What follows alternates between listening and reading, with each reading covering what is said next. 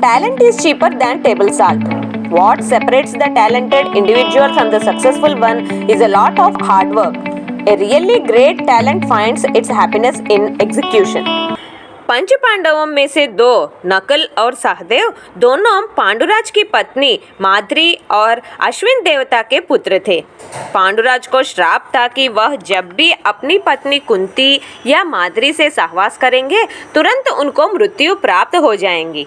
इसीलिए कुंती को प्राप्त मंत्र बल से कुंती को 3 पुत्र होने के बाद कुंती वही मंत्र विद्या माद्री को बताई, जिससे अश्विनी देवताओं द्वारा उनको 2 पुत्र हुए।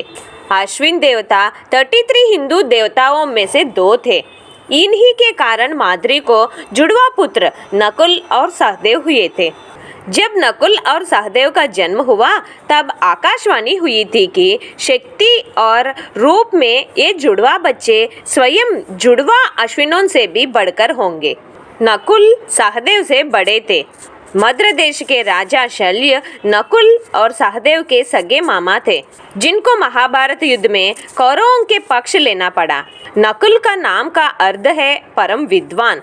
उनके पिता अश्विन देवता की तरह नकुल ने धर्म, नीति और चिकित्सा शास्त्र में दक्षता हासिल की थी।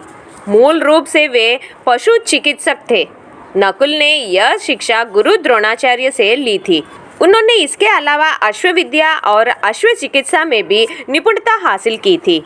अज्ञातवास के दौरान नकुल ने वेश बदलकर ग्रांथिक नाम से महाराज विराट की राजधानी की गुड़शाला में घोड़ों की देखभाल करने का काम किया था।